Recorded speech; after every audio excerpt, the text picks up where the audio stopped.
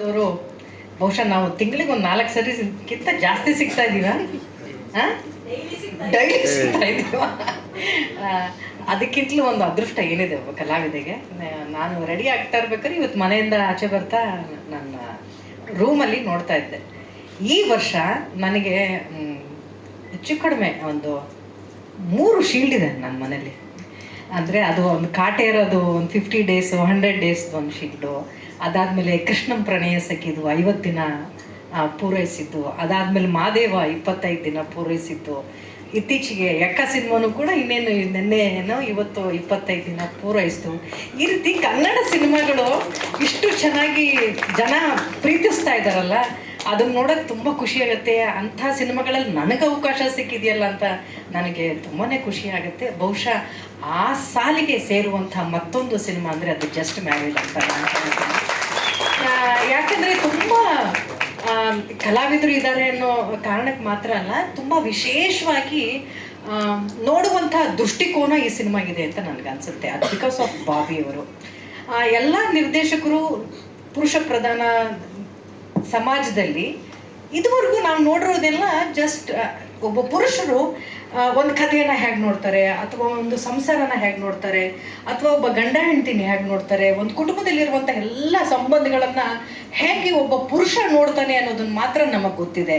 ಆದರೆ ಒಬ್ಬ ಮಹಿಳೆ ಅದನ್ನು ಯಾವ ದೃಷ್ಟಿಕೋನದಲ್ಲಿ ನೋಡಿಕೊಳ್ಳಳು ಅನ್ನುವಂಥ ಸೂಕ್ಷ್ಮತೆ ಬಹುಶಃ ಈ ಜಸ್ಟ್ ಮ್ಯಾರಿಡಲ್ಲಿ ಸಿನಿಮಾದಲ್ಲಿ ಸಿಗುತ್ತೆ ಅಂತ ನನಗೆ ಅನಿಸುತ್ತೆ. ಆ ಸೂಕ್ಷ್ಮತೆಯನ್ನು ತುಂಬ ಚೆನ್ನಾಗಿ ಹೇಳಿದ್ದಾರೆ. ಆಮೇಲೆ ಅವ್ರಿಗಿರುವಂಥ ಡೆಡಿಕೇಶನ್ ಇದೆಯಲ್ಲ, I was really surprised. First time ಒಬ್ಬ ಮಹಿಳಾ ನಿರ್ದೇಶಕಿ ಅಂದಾಗ ಎಲ್ಲರಿಗೂ ಒಂದು ಅನುಮಾನ, ಮಾಡ್ತಾರಾ, ಹೇಗೆ ಮಾಡ್ತಾರೆ ಅಂತ. ಬಟ್ ನನಗೆ ಅವರು ಕತೆ ಹೇಳಿ ಆ ಕಥೆಯ ಹೇಳುವಾಗ ಅವ್ರಿಗಿರುವಂಥ ಕಾನ್ಫಿಡೆನ್ಸ್ನ ನೋಡಿದ ಮೇಲೆ ನನಗನ್ಸಿದ್ದು ಅವರ ನಿರೀಕ್ಷೆ ಮಟ್ಟಕ್ಕೆ ನಾನು ಆ್ಯಕ್ಟ್ ಮಾಡ್ತೀನ ಅಂತ ನನಗೆ ಅನ್ನಿಸ್ತಾ ಇತ್ತು. ಅಷ್ಟು ಒಳ್ಳೆಯ ನಿರೀಕ್ಷೆ, ಅಷ್ಟು ಒಳ್ಳೆಯ ಕಾನ್ಫಿಡೆನ್ಸ್ ಇತ್ತು. ನೀವು ನಂಬಲ್ಲ, ಒಂದು ಸೀನಲ್ಲಿ ತುಂಬ ಒಂದು ದೊಡ್ಡ ಕ್ಲೈಮ್ಯಾಕ್ಸ್ ಸೀನಲ್ಲಿ ಆ ಸೀನನ್ನು ನನಗೆ ನರೇಟ್ ಮಾಡಬೇಕಾಗಿತ್ತು. ಮಾರನೇ ದಿನ ನಾವು ಶೂಟ್ಗೆ ಹೋಗಬೇಕಾಗಿತ್ತು. ಹಿಂದಿನ ದಿನ ನಾನು ಡೈರೆಕ್ಟರ್ ಜೊತೆ ಮಾತಾಡ್ತೀನಿ. ಯಾಕಂದರೆ ಅದು ತುಂಬ ದೊಡ್ಡ ಸೀನ್ಗಳಿರುವಾಗ ಅವ್ರ ಕನಸಿಗೆ ಅದು ನಿಲುಕಬೇಕು ಅನ್ನೋ ಕಾರಣಕ್ಕೋಸ್ಕರ ಅವ್ರ ಜೊತೆ ಚರ್ಚೆ ಮಾಡ್ತೀನಿ.